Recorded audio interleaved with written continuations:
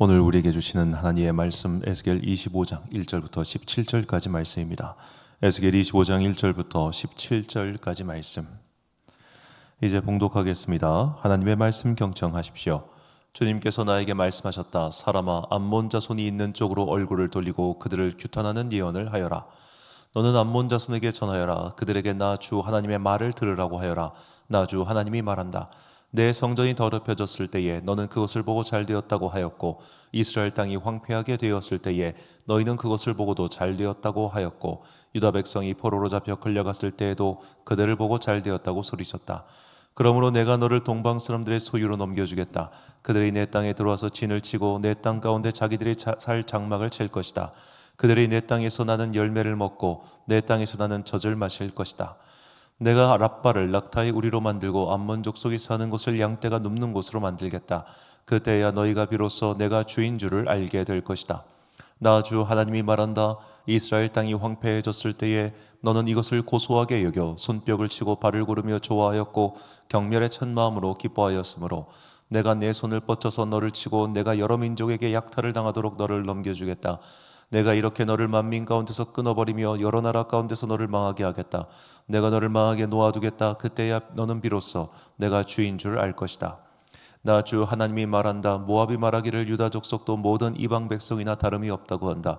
그러므로 내가 모압의 국경 지역에 있는 성읍들 곧 그 나라의 자랑인 베디안시못과 바알보온과 기랴다임이 적의 공격을 받도록 허용하겠다. 나는 암몬 족속과 함께 모압도 동방 사람들의 소유로 넘겨주어 이방 백성 가운데서 암몬 족속이 다시는 기억되지 않게 하겠다. 이렇게 내가 모압을 심판하면 그때야 그들이 비로소 내가 주인 줄을 알 것이다.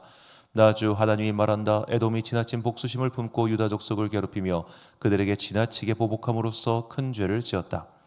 그러므로 나 주 하나님이 말한다. 내가 손을 뻗쳐서 에돔을 치고 그 땅에서 사람과 짐승을 없애버리며 그 땅을 대만에서부터 드단에 이르기까지 황무지로 만들어버리겠고 백성은 모두 전화를 입고 죽을 것이다. 내가 내 백성 이스라엘의 손으로 에돔에게 원수를 갚겠다. 그들이 내 노여움과 분노에 따라서 보복을 하면 그때야 에돔이 비로소 내가 보복하였음을 알 것이다. 나 주 하나님이 말한다. 나 주 하나님이 말한다. 블레셋 사람이 옛날부터 품어온 원한으로 이스라엘을 멸망시키려고 복수심에 불타서 마음속에 앙심을 품고 지나치게 보복하였다. 그러므로 나 주 하나님이 말한다. 내가 손을 펴서 블레셋 사람들을 치고 그렛 사람들을 없애버리며 바닷가에 살아남은 사람들까지도 멸망시키겠다. 내가 노하여 무섭게 벌하며 그들에게 크게 보복하겠다. 내가 그들에게 나의 원한을 갚으면 그때야 그들은 비로소 내가 주인 줄 알 것이다. 아멘. 그 사람이 정말 싫을 때라는 제목으로 하나님의 말씀 선포하겠습니다.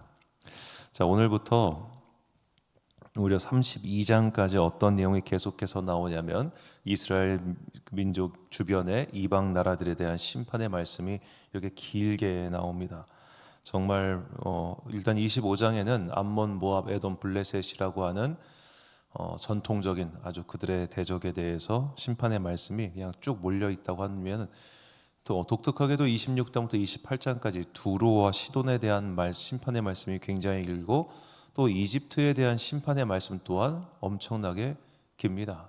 자, 이 두로와 이집트에 대한 심판의 말씀이 왜 이렇게 길까에 대해서는 나중에 이제 본문 시작하면서 우리가 한번 생각해 보도록 하고요. 자, 이 이방 나라들에 대한 심판의 말씀, 이것은 이제 에스겔만 나오는 것이 아니라 예레미야나 이사야나 다른 선지자에도 등장하는데 이런 질문을 좀 해보고 싶어요. 이런 의문이 드는데 왜 이걸 했을까? 왜? 자, 암몬이든 모압이든 이집트든 뭐 블레셋 사람들이든 지금 에스겔이 선포하는 이방 나라에 대한 심판의 말씀을 들을 수 있습니까? 아무도 그 말씀을 들을 수 없습니다. 애당초 말도 못 알아들을 겁니다. 그럼 도대체 이건 왜 하느냐? 바로 지금 이 선포를 듣고 있는 유다 민족들을 위한 말씀이에요. 유다 민족들을 위한 말씀. 자, 유다 민족들이 이제 기본적으로 이방 나라에 대한 심판의 말씀은 그 사람들 들으라고 하는 게 아니라 유다 백성들, 남겨진 사람들 들으라고 하는 말씀이라는 겁니다. 그래서 근본적으로 뭐가 있냐면, 자, 심판을 받는 당사자의 입장에서 그래요. 자기가 잘못했어요. 그래서 하나님께 좀 두드려 맞고 있습니다. 두드려 맞고 있으면서 이런 생각이 드는 거예요. 왜 우리만 때려? 하나님 왜 우리만 때려요? 우리가 잘못한 건 맞아요. 그런데 우리보다 훨씬 나쁜 쟤네들이 있잖아요. 그 마음이 왜 없겠습니까? 그러니까 하나님께서 그거에 대한 답을 주시는 겁니다. 야, 너희 주변의 쟤네들 내가 그냥 넘어갈 것 같아? 천만에. 하나씩 다 쳐부술 거야. 심지어는 너희를 지금 이렇게 친 바벨론, 얘네들은 내 도구에 불과해. 그런데 얘네도 하는 짓이 영 아니야. 얘네들도 결국 나에게 심판받게 될 거야. 그 말씀을 하시는 겁니다. 그래서 이 심판 예언에 대한 그 말씀의 청자는 유다 민족이라는 점, 이것을 우리가 기억하고 이 말씀들을 쭉 읽어야겠습니다. 자, 이 주변 나라들, 이 이방 민족들이 심판받는 이유에 대해서 오늘 본문 3절이 말합니다. 너는 암몬 족속에게 이르기를 너희는 주 여호와의 말씀을 들을지어다. 주 여호와께서 이같이 말씀하셨느니라. 내 성소가 더럽힘을 받을 때에 내가 그것에 관하여, 이스라엘 땅이 황폐할 때에 내가 그것에 관하여, 유다 족속이 사로잡힐 때에 내가 그것들에 대하여 이르기를 아하 좋다 하였도다. 아멘. 자, 지금 암몬 족속이 심판받는 이유는 그들이 이스라엘 민족의 어떤 패망을 보면서 기뻐했기 때문이라고 그렇게 말을 합니다.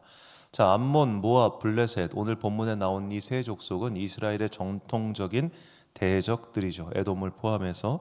자, 그런데 이 암몬이나 모압이나 에돔 같은 경우는 사실 이스라엘과 나름 혈연 관계가 있는 민족들 아닙니까?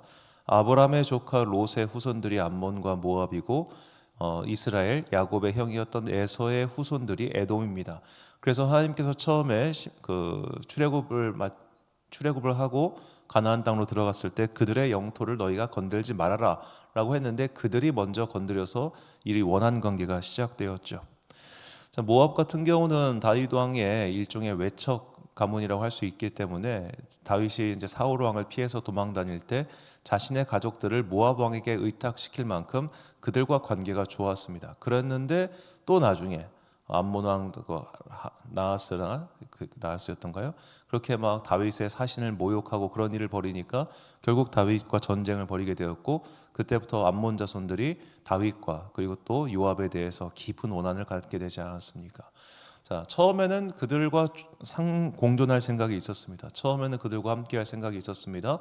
그런데 첫 단추를 잘못 끼고 나서 그때부터 지금까지 계속해서 이스라엘이 강대해지면 얘네가 눌렸고요. 이스라엘이 약해지면 얘네가 쳐들어와가지고 막 안 좋은 관계가 반복됐단 말이에요.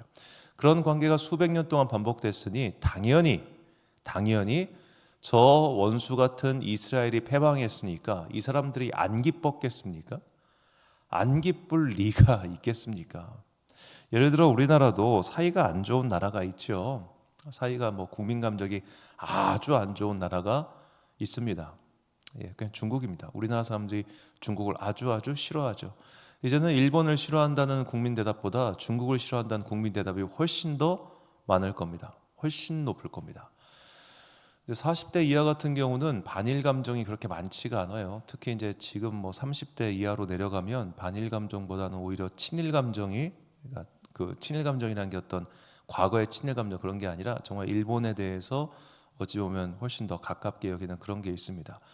이건 진짜 벌써 그 책 나온 지가 30년이 넘었어요. 맞아 죽을 각오를 하고 쓴 그 한국인 비판, 그 일본인 호리 유지 씨인가요? 그분이 쓴 책인데 그 책에 나온 내용이 아직도 기억이 나요. 자, 그 책에서 언제쯤 한국은 일본에 대한 이 미움, 감정이 사라질 것인가? 한국의 경제 규모가 일본보다 앞설 때 그것이 사라질 것이다. 그렇게 말을 했습니다. 자, 그 책에 어떻게 보면 했던 말이 제가 그 당시에 그걸 읽을 때는 이게 어느 세월에 되겠냐. 그때 그렇게 생각했는데 지금은 물론 경제 규모상에서 아직 일본을 추월했다 그렇게 말할 수는 없겠지만 어느 정도 이제 많이 따라잡았잖아요. 많이 따라잡았고 속된 말로 비벼볼 만한 그 정도가 되니까 이 지금 젊은 세대에게서는 일본에 대한 어떤 열등감 이런 게 없는 거예요. 오히려 지금 일본의 젊은 세대들이 한국 문화에 대한 일종의 열등감, 어떤 동경심 이런 걸 가지고 있죠. 격세지감입니다. 정말 격세지감. 제가 30년 전만 해도 저는 워낙 어렸을 때부터 그런 걸 좋아해가지고 막 거기 가가지고 그런 거 보고 사고 했던 세대인데 이제는 일본 젊은 친구들이 그렇게 한국 것에 대해서 그렇게 한다고 하니까 놀라울 뿐이죠. 저는 일본 드라마를 보고 그 20대를 보낸 사람인데 지금 일본 20대들은 한국 드라마를 본다고 하니 이게 얼마나 놀라운 일입니까? 그러다 보니까 일본에 대한 반일 감정 이런 것은 많이 사라졌지만 중국에 대한 반중 감정 이런 건 엄청나죠. 자, 그러면 중국이 망했어요. 정말로 중국이 망했다고 가정해 봅시다. 그러면 정말 우리가 속이 시원하겠습니까? 여러분, 중국 망하면 우리나라도 결국 같이 망할 겁니다. 순망치안이라고 하죠. 결국에 이제 어떻게 보면 그 나라와 이 나라 사이에는 정말 엄청나게 많은 것들이 엮여 있기 때문에 사실은 가장 좋은 것은 이 한중일 삼국이 서로 협력해서 잘 사는 거예요. 저는 한자 문화권이니까 전부 다 중국이든 한국이든 일본이든 이 한자 문화권이니까 뭐 널리 가면 베트남까지 이게 좀 한자 문화권이 경제적인 대공영을 이루어 가지고 함께 잘 살았으면 좋겠는데 이게 아무도 중국을 신뢰하지 않으니까 쟤네가 언제 우리를 먹을지 모른다 그런 생각을 갖고 있으니까 여하튼 그런 반중 감정 그런 게 우리 안에 많다는 것은 부정할 수 없겠습니다.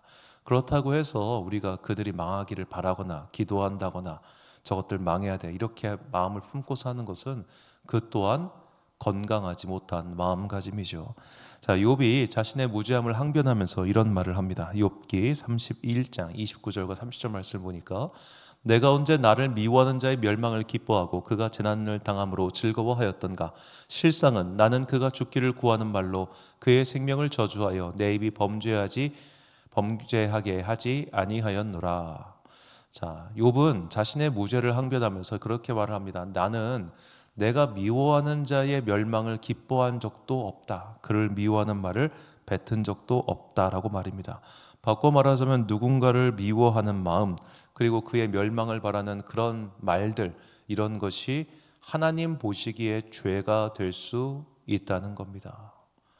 자, 우리가 사는 동안 누군가를 원망하고 미워하고 증오하는 일이 왜 없겠습니까? 왜 없겠습니까?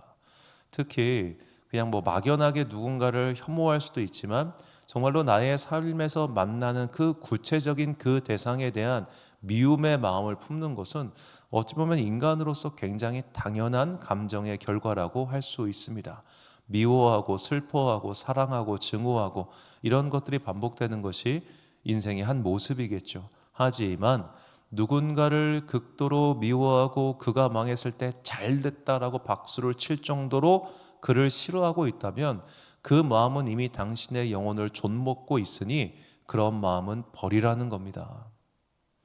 일순간 누가 싫을 수 있고 일순간 누가 미울 수 있습니다. 그러나 그 감정이 계속해서 세월이 흐르면서 진해지고 격해져 가지고 저것이 망해야만 내 속이 시원해지겠다. 저것이 저주를 받아야만 내 마음이 평안해지겠다.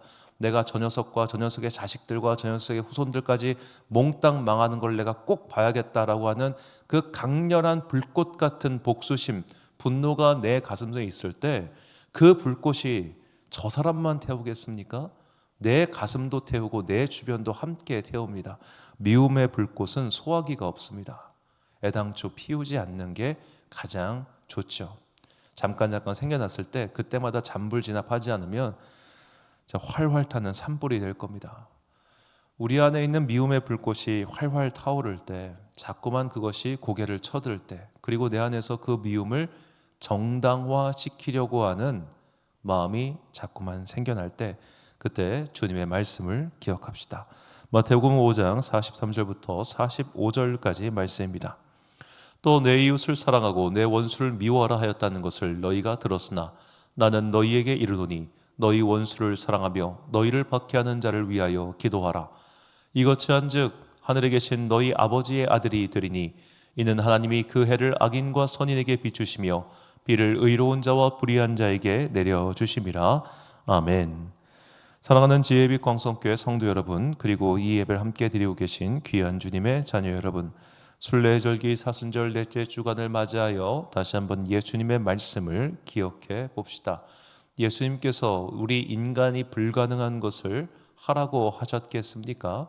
우리가 결국 하나님의 자녀로서 그리고 예수님의 제자로서 하나님의 복음을 맡은 사도로서의 삶을 가기를 원한다면 우리가 결국 도달해야 될 마지막 목적지는 그렇게 우리가 많이 들었던 내 원수를 사랑하라 거기까지 가야 하지 않겠습니까?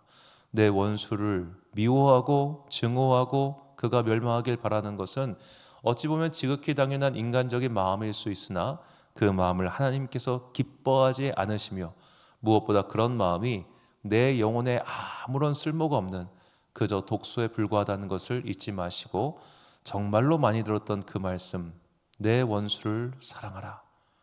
이 말씀을 정말 실천할 수 있도록, 그래서 내 마음속에 있는 이 미움의 불꽃들을 날마다 은혜의 소화기로 끄고 다니시는 그런 여러분과 제가 되시기를 주님의 이름으로 축원합니다. 기도하겠습니다. 사랑과 내가 풍성하신 아버지 하나님, 우리 안에 세상을 사는 동안 자꾸만 미웃의 불꽃이 타오를 때가 많습니다.